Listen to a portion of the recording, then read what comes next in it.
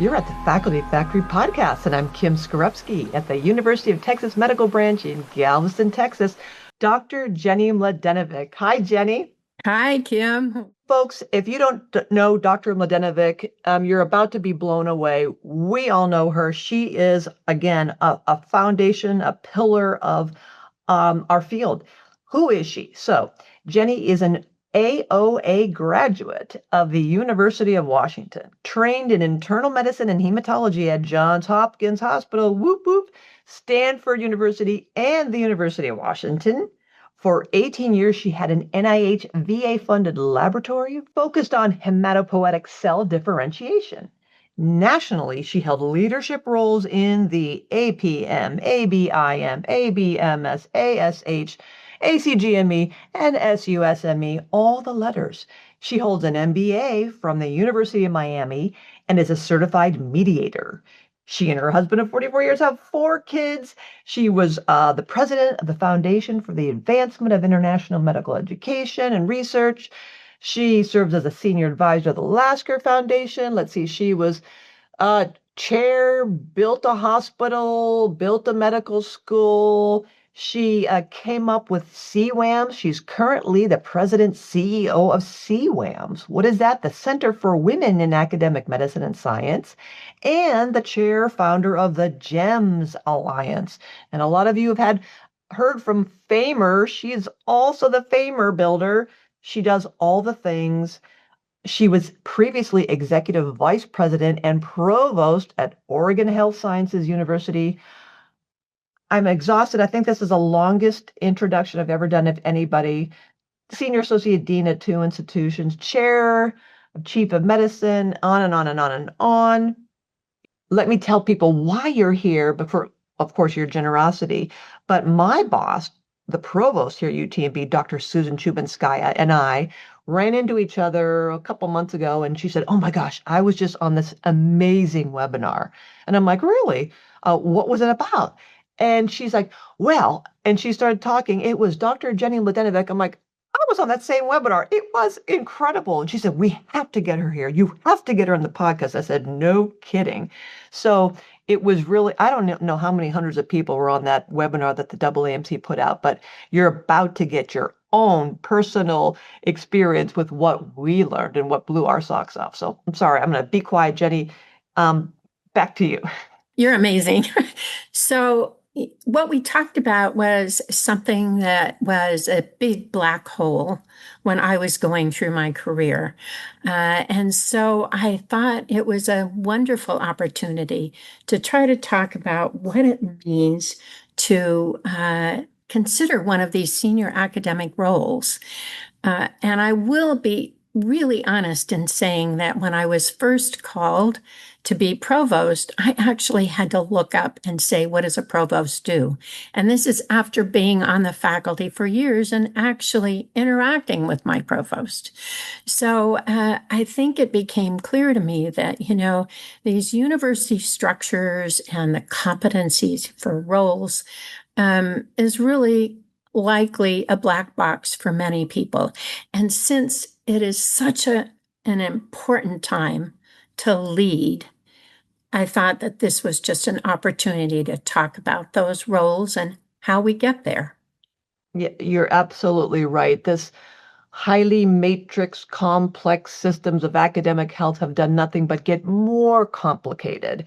And you're right. When you are a faculty member, physician, educator, administrator, program builder, et cetera, certainly learner, you have no clue. When I first became a dean, the only dean I'd ever heard of or really thought about that popped into my head was Dean Wormer from Animal House. That's how old I am. And I thought, oh, nobody likes deans. And certainly when I was associate dean, my friend Martin Feeder from University of Chicago said, "You know why they call you associate deans, or why they have associate deans?" And I said, "No." He said, "Because no one wants to associate with deans." That I haven't heard before, but it's great, probably true. Just it's so complicated. You're right. It's very, very multi-layered, and it's just exhausting. So I loved how you really distilled down the importance of understanding and choosing and thinking carefully about these roles. So I think one of the biggest misconceptions by faculty is that these jobs are just bigger versions of the same job.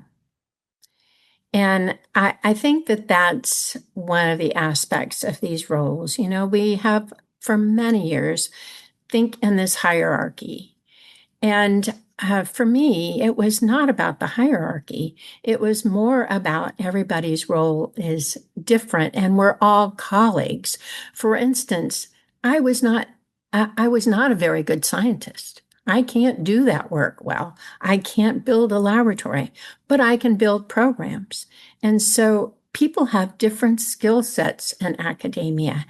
And when we are a university or an academic health center, we need everybody to be working in areas that A, they love, and B, are the top of their skill set. So these roles are different and they imply different responsibilities, different competencies. And I think that's one of the big misperceptions from faculty. Yeah.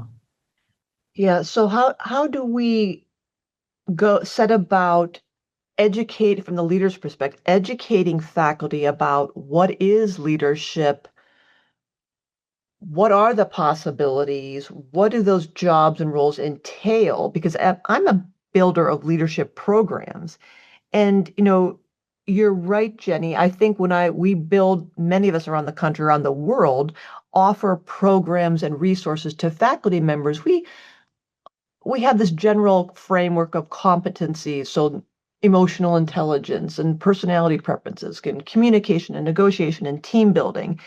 And then you'll never we inevitably get someone in our programs that say, that there's so few leadership roles at this institution. I mean, I'm not going to get your job, or I don't want my boss's job. I don't want to be that job. I don't want to be a department chairperson. I don't want to be a dean. So what does this leadership mean? And then we kind of always have to, help orient faculty to, you're already a leader. You're leading in what you're doing right now. And Jenny, when you said doing what you love and understanding what you love and creating leadership and being the leader right now may inevitably lead you down that road to some other higher level job where you have broader, deeper impact, or you can create something, or you can stay right where you are and just go deeper and be a better leader doing what you love right now. So, I mean, how do you go about, how do you think we as leaders should try to pull back the curtains on the mystery around leadership roles in academic health? You know, I think you are absolutely right about what it means to be a leader throughout everything we do. And certainly on the faculty, no matter where you are, an undergraduate campus, a graduate campus, you are leading. And so those basic skills are critical. However, I do think it's really important to recognize that faculty have chapters in their lives. And they may not be interested now, or there may not be opportunity now, but it's still important to understand what these roles are, what they mean, and why we have them. And I think that that's the crux of getting some cohesiveness, oftentimes in our faculty. And I will tell the story of how I always thought if I did these administrative roles, I was reneging on what was important, Ooh. which is I've been raised to believe that faculty they create the next generation. They contribute to the science. And being an administrator in my own life, since I started day one in that role, hard to believe, but you could do that back then, right? Mhm. Was kind of something I did to pay my salary, but not something I really cared about. It was almost like abandoning my true core. And Mm. I think what I've learned through all these years, and it took me probably about 20 years to learn that, was that it is not about abandoning your core. It is about doing something different. And it may be for a different time in your life, or it may be that you have the skills that allow you to take on a different role. So I think the best administrators are those who recognize that it's a different role, that faculty are their most important resource, and that the administrator's background and core as a faculty member will inform the decisions they make, how they lead, their transparency. So I think that that's a really important concept for faculty to recognize, Yeah. which is it's a different role, but one that may fit your skills. Mm. I'm reflecting on someone who recently said, many of us are not trained in leadership formally. We go to graduate school, we go to medical school, we do our residency fellowships, all the trainings, get the other MPHs, MBAs, all the other degrees or combination degrees. And not it's not typical that during our coursework we're learning leadership principles and what is the difference between managers and leaders, and what are these leadership competencies, and what are some of these soft skills, this emotional intelligence and building relationships and communication and conflict mediate. We don't none of us Not a lot of us do that. And so when I was talking, I heard someone, a leader, say, you know, you're trained to do your science or your whatever you're passionate about, your skill set that you've developed, the reason why you're here on Earth, your primary identity, if it's an investigator, it's a physician, whatever it is, that's the core identity. And so we're accustomed to doing the things in academic health that we're expected to do: writing papers, doing research, seeing patients, charting things in Epic, writing grants, teaching learners, all those things that come with being an academic.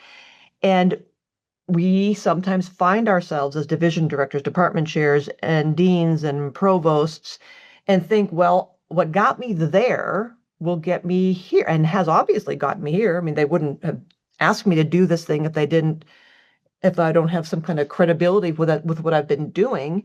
And then some of us can make the mistake of thinking, well, I just have to keep on doing what I'm doing. And Jenny, you just said something important. The faculty are the most important resource when we get more, go up the career ladder, if you will. It's less about us. And so I don't know too many people who can continue to have their lab and crank out R01s and have a huge patient panel and teach all the courses and write all the papers. That's very rare to be able to juggle that with this administrative role. So I like how you've pointed out that it's not the same thing. You're not expected the Marshall Goldsmith book of what got you here won't get you there.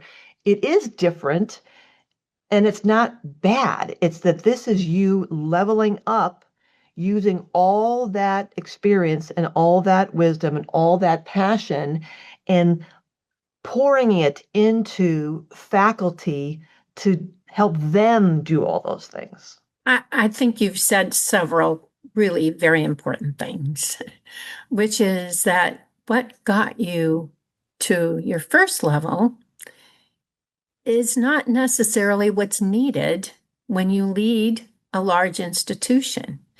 And while I think our curricula have gotten better, I mean, every medical school has a leadership component, has a team building component. I mean, everybody has to do the steps.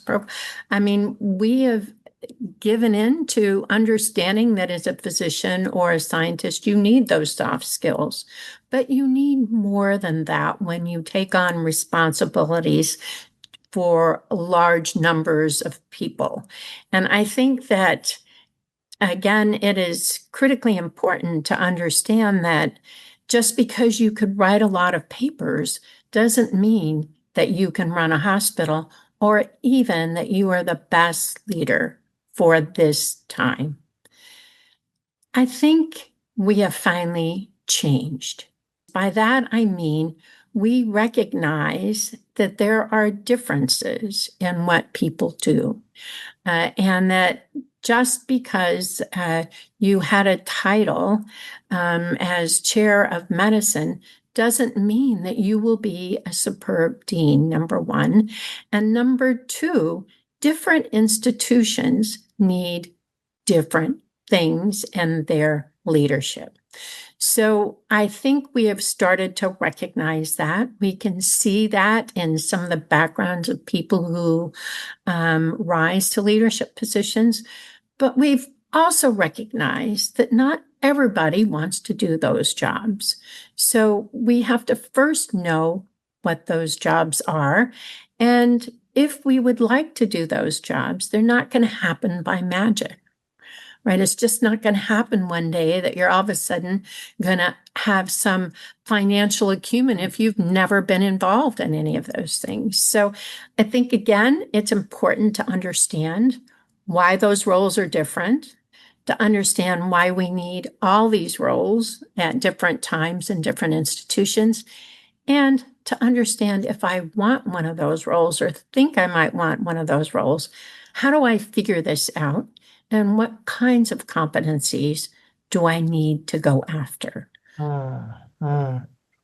So differences. I'm hearing this loud and clear from you. Different people have different strengths. Different institutions need different kinds of leaders, and then at different times. So an institution may have a certain culture that this is the kind of leader they want, but that could be only at that moment that, as you said earlier, people are in different chapters or seasons of their lives. Institutions are living, breathing things, and they also go through different seasons and chapters. And so a leader who is more, I don't know, authoritarian may have been perfectly positioned in this time period, in this political climate, or whatever's happening in the world, that now at the different season of life for that institution, the institution has matured, and now that you built it, now we can go into a more democratic, laissez-faire leadership style. So I like the distinction of recognizing at the micro level, the person level, our differences, our strengths, our opportunities, where do we have to work on some competencies, as well as more meso and macro level. Where is the institution now? And how, or can I? How could I take that to the next level? And can I or should I? I think should is an important question that everybody needs to answer personally. And I think that is always has to be a message, which is just because you get asked about a role doesn't mean it's the right role. I want to go back to this difference and why I think it's changed and give an illustration of some areas where mistakes have been made because the institution hasn't recognized it. I'll give an example of the dean's role.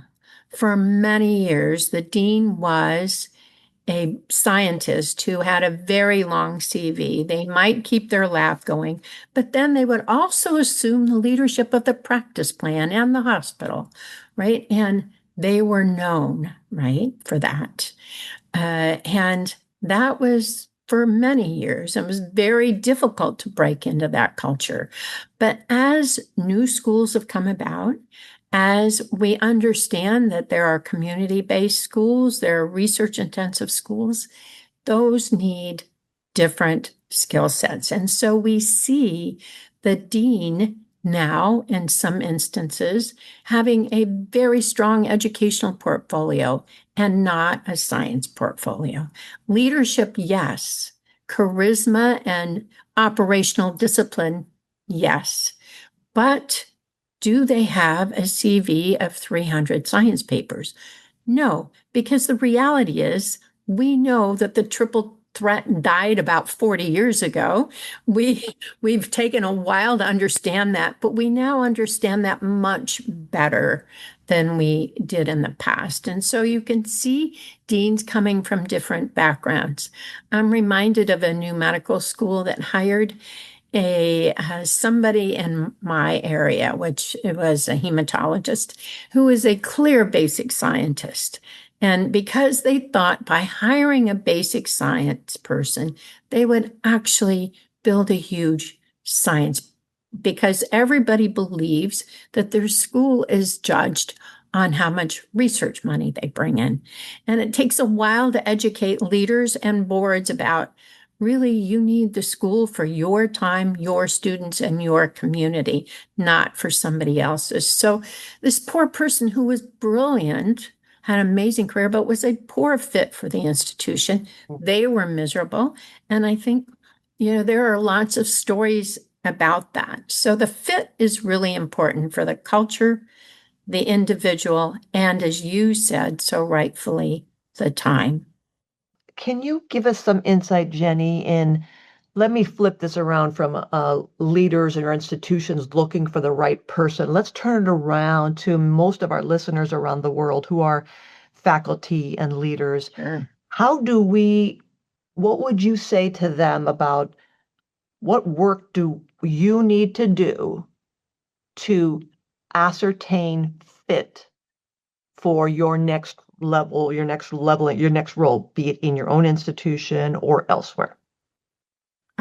Really good question, because I think that is one of the hardest things to think about, especially when you are just kind of in that transition period. Or the other time this happens is when you are just thinking about it and somebody gives you an opportunity, and you're totally blown away. So I think it is first important to understand these different roles. And I could spend a few minutes talking about those. I mean, really, and I will kind of give a one sentence bias. And I'm sure your listeners know that I've come through this world with 40 years of experience. And so I have my personal biases. So everything I say should be filtered with that. But I believe a dean's role is most important in recruiting and managing the faculty. So they have to have some mix of charisma and operational expertise. A provost, who knew what a provost was, right? But most of our institutions are part of a university. The bulk of them, there are a few freestanding institutions, but most of them are part of a bigger university. Why? Because they're degree granting.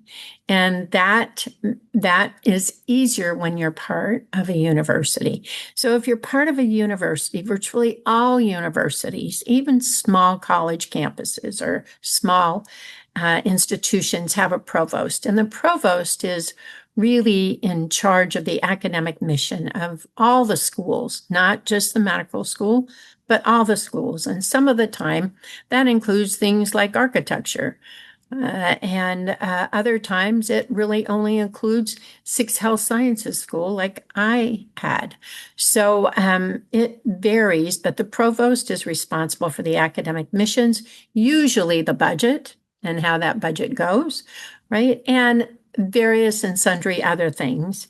In my purview, I was actually responsible for space, for HR, for integrity, for all sorts of things that I had no training in, and had to learn. Building management or real estate, woo, So every job might be a little bit different. But the core of a provost role is really to oversee the academic mission. So those kinds of people come from deans, because deans have known that. They come from people who've been associate deans, and that is a possibility. So it's important to kind of understand where these people might come from. We used to say a dean of a school of medicine came only from you had to have been a chair. That's not so true now. maybe 50 to 60% of people have been chairs, but other people have done many other things, run a research institute, run a division even, right? Or been an associate dean. So there are other pathways to these roles, but understanding the crux of the role helps you understand whether you want it or not. Mm. You know, and I think one of the most confusing aspects in medical schools is that we have this other title, often a VPMA, Oh, right. right? A vice president of medical affairs or a senior vice president or executive vice president. And how does that fit in? I think that is unique to us because remember who we are. We need patients to practice what we teach. And actually, I would actually say now we also need patients for our revenue stream. That wasn't always the case, but now we're very dependent on it, right? So the VPMA role, which used to be combined with the dean the majority of times, has now been kind of split off. And it is really the role that merges the academic mission with the clinical mission. So that's kind of a unique space. And sometimes that is hired by a board, reports to clinical CEO. Sometimes it reports to the dean. Sometimes it is the dean. Sometimes it reports to the president. So giving a rule about that really means that when you is not possible, but it means that when you are looking at those roles or looking at the administrative structure of your institution, you need to understand where that comes from. Mhm. Wow. There's a lot, Dr. Mladenovic. Unbelievable. You're so deep here in all this stuff. Can you help us understand, and back to fit, as if Yeah. I'm thinking about all the various leadership opportunities on the academic side, and as you pointed out, division director, department chair, deans, associate assistant deans, provost, and then the clinic, the hospital side, all the VP, EVP titles, and all that big mishmash. And if I'm thinking about, do I even want something like that? Could I do it?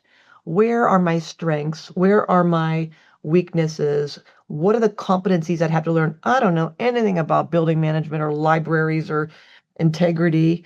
Where is that delicate balance between saying, I'd never know how to do that, therefore I am taking myself out of the running for any leadership roles?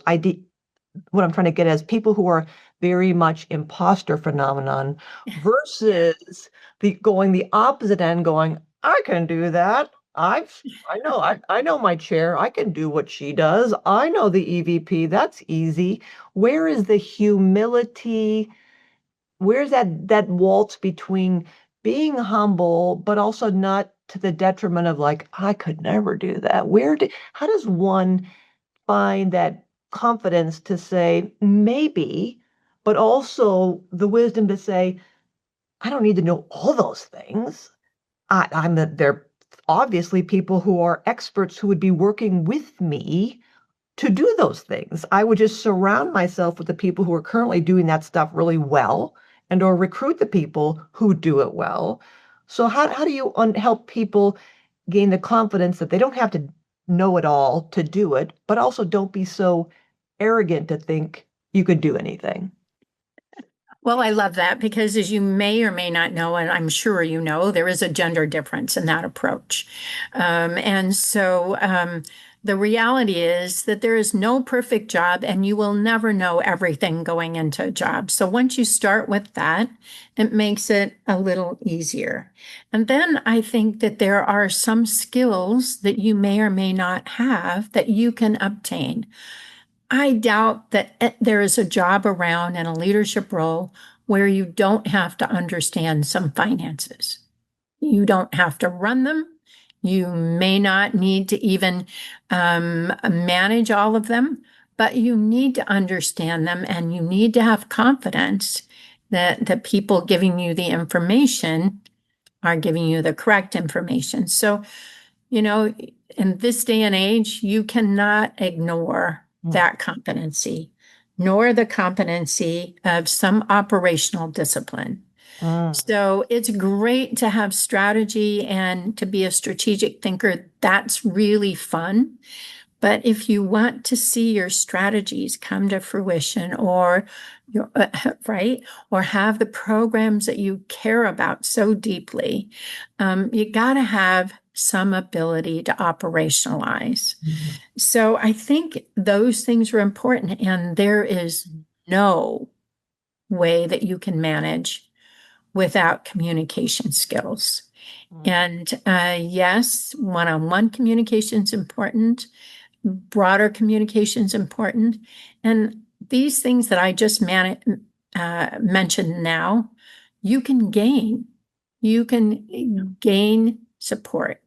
If you are overreaching for a job, you'll rapidly be told that. But you have nothing to lose. I just had a conversation 2 days ago with a young person, and I said, you have nothing to lose but your pride in applying because it will help you understand better what you like, what you don't like. It will help you understand how you're viewed, mm, and it will give you practice in the process. So I think this issue of could I not, could I gain, could I, do I know everything? Heck no, right? But through gaining some experience, whether it's at the local level, there are very few new things. They just look a little different. So you can gain a lot of experience locally, and then you can try it out for size. So mm, I am always pushing people to not wait until they're asked to decide if this is something they care about. They don't have to. There are so many wonderful things to do on faculty that actually, if you choose to look at one of these roles, it is different than choosing to keep doing what you're doing and building that program from within. They are different. You're not likely to become an expert and a leader in leukemia therapy if, in fact, you're running a medical school. They are different, and we must have them all. That is what's so great about the work that we do. And I think I can't remind faculty of that enough. that authenticity of be who you are, own it, be solid in that identity, and be proud about, yes, maybe that was then, this is now, this is Yep. important what I'm doing. It's different. I am different, because this place is different, because that the time calls for different things, and I stepped up and now I'm doing something different. I love this. Jenny, I've been taking crazy notes here, um, because there's so much that I wanted to talk with you about. The first thing I noticed that you said a couple times now, operational expertise, or you've said operational discipline. Can you just give us a couple examples of what does it mean for someone who has operational excellence or expertise or discipline? Is it just kind of being able to have the strategy and implementation and starting and finishing things? Or what does that mean to you when you say operations? So, there are job titles that have operation in them, but that isn't necessarily what I mean. What I mean is you have an idea and a strategy you want to implement. Say you want to build a network. Say that's part of your goal. I'm just making it up. It probably wouldn't be part of my goal, but it could be part of your goal. How are you going to do that? And what are the steps that you need to take to do that while you are managing your purview? So I might say, well, my goal in the long run, wouldn't it be great if we had a network? I could own it. I could not own it as an institution, but how do I get there? Well, should I start by having a group that meets regularly and we have an agenda that we follow through? How do we get from point A to point B? So I don't mean that of course, you have to run your medical school so that you're in the black, you're not in the red, because you will soon lose your credibility if you have no resource and you've not managed your resource well. You certainly have to have things on the ground that work, like HR, et cetera, et cetera. But that's not what I mean necessarily by operational discipline. It's how do I keep my institution growing and building while I'm managing. So I think that's kind of a different sense. Mm. And I, you know, it's important. I think you said something that is important, which is follow up and follow through. Which is faculty don't like to hear that we're going to do this and then never hear it again, Mm. right? Or not know how we're going to do it, not know how it's going to impact them. So I think that that's critically important if you want to be a credible leader who can implement their vision, because it's not your vision, it's everybody's vision. But if you can't do it because there's no leadership in that realm, uh, then it doesn't really matter. Yeah, yeah. The other note I jotted down is when you're talking about these higher level positions require financial acumen. And again, you said that you don't necessarily have to be an accountant, a CPA, and be that in the weeds. But you said something really important is that we have to make sure we're getting the correct information and have a sensibility of what is making sense, what's not making sense. And I immediately thought of someone I was coaching a couple weeks ago, and much to their dismay, chagrin, shock, horror, awe, whatever, they were getting the correct information. It just wasn't all the information. And that, when you said that, Jenny, it made me think of, wow, the ability to discern something's wrong here, something's not quite right, or something may be missing, and or just the being asking, are we missing anything else? Is there something else I should know about? What haven't we discussed? Are there elements that are not represented here in this conversation? I don't know how to get to that, but maybe you know what I'm talking about. This that we don't have to be necessarily in the weeds, but the sensibility of the spidey sense, but also making sure that we hold people accountable to, like, is that all? Is there more? Can you kind of shed any light on that kind of idea of getting all the information and having that wisdom to try to see the bigger picture? Yeah, so let me tackle that in maybe a bit of a different way. So I think we as leaders do not help our faculty understand the funds flow of an institution, the funds flow of a research grant. So I do think we bear a lot of that burden. The second thing that I think happens is that whenever there's a disconnect, which is you're a faculty member and your budget person is telling you something, when you can't really understand why you're thinking one thing and they're thinking something else, there's something that is awry, and that should be a clue. So remember, our finance people come from a different culture than we do. So a lot of the times we're a little black and white, and we sometimes don't understand all the pieces of the pie. But it's important to understand all the pieces of the pie. I will say a very interesting phenomenon when I took on a role was to look at the finances and understand that my nursing school was paying the malpractice of my physicians.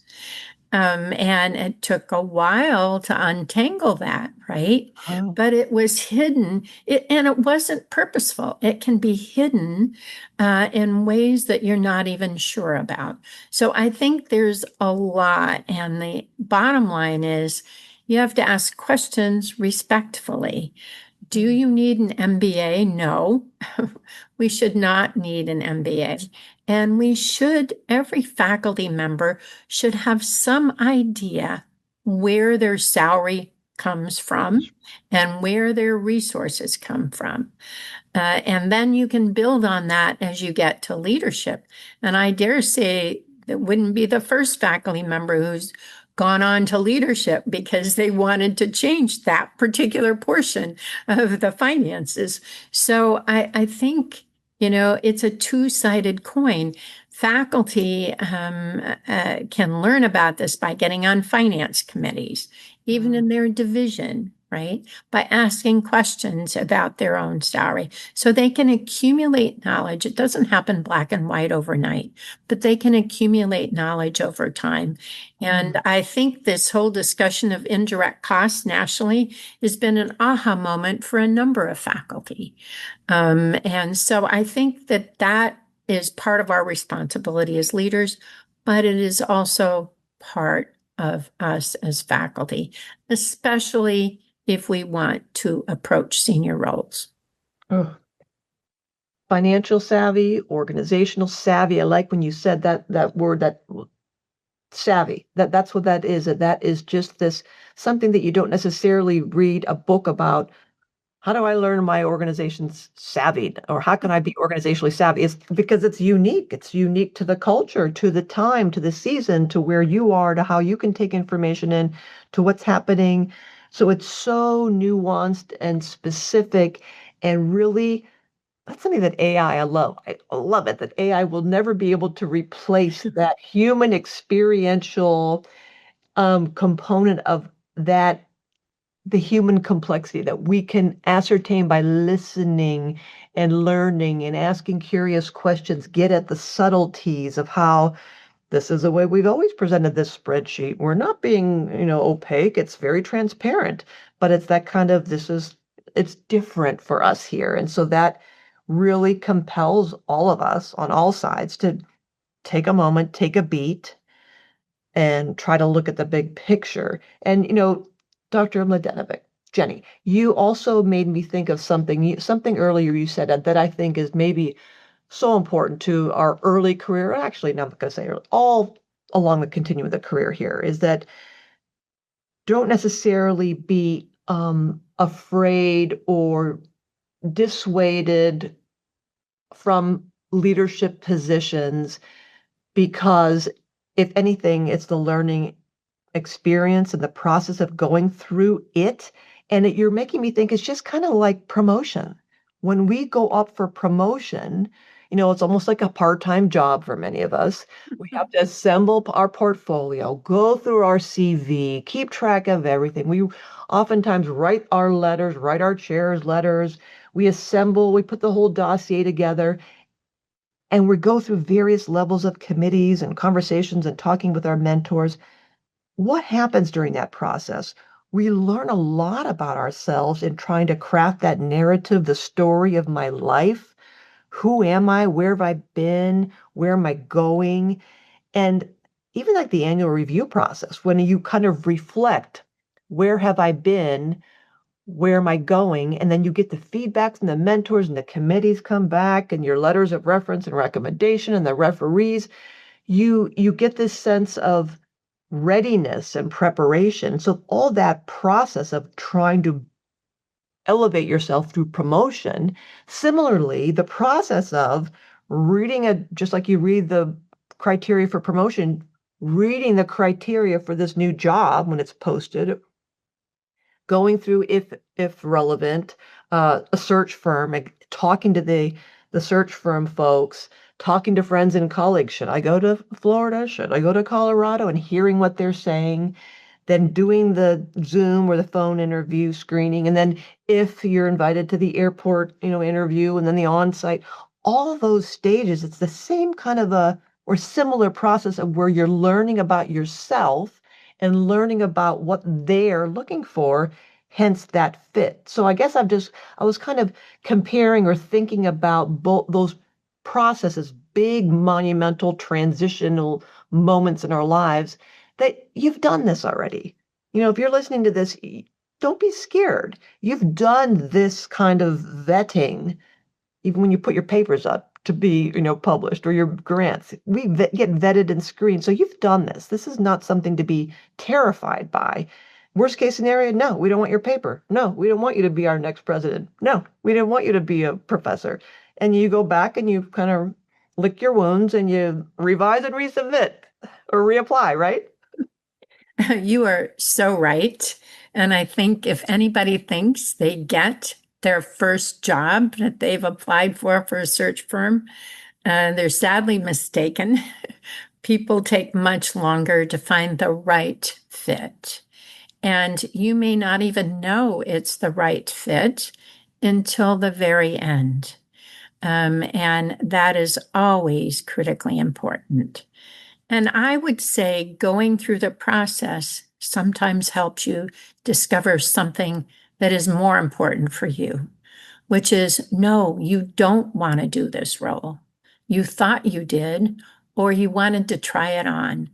But making a decision not to do it is just as important as making a decision to do it. So I think that, I engage in this work now because I think my career was serendipity. And I think it could have been done very differently if I were doing it over again now, knowing what I know. And so my goal is to help faculty understand this because we are a community. We need the leaders that will take us down the path or up the path, depending on how you look at it, to engage the next generation and to create the new science that we must have to create a healthier population. And those leaders are critical for us. So all of us have an interest in this. Fabulous. Jenny, you are wonderful. Thank you so much for being on the Faculty Factory podcast. I have 5 pages of notes, and I'm sure people listening to this podcast are going to rewind it and mute me when I come up and listen more and more to you over and over and over again. Thank you so much. I will leave the parting thoughts and comments to you. I too want to thank you. I think your podcasts have been so instrumental in helping so many people. And I would just say that, you've mentioned everything that I think is critical. Leadership now, we can't leave it to those who don't care about our mission. We need to think positively in this challenging of times, because I think the challenges will be here for an inordinate amount of time. Think about how the skills that you have can be best used in advancing your work and the work of the generations behind you and the systems work that are needed to create an institution that you love being part of. And I would just say, if you do those things, you will be a leader and you will create the place that we all want to work at. Thanks for tuning in to the Faculty Factory podcast. We are a faculty development community sharing tools to build academic leaders in healthcare. Maybe you want to be interviewed on the podcast? Please visit facultyfactory.org/contact and send me a message there. The Faculty Factory podcast and website is sponsored by the Office of Faculty Affairs at the University of Texas Medical Branch in Galveston, Texas.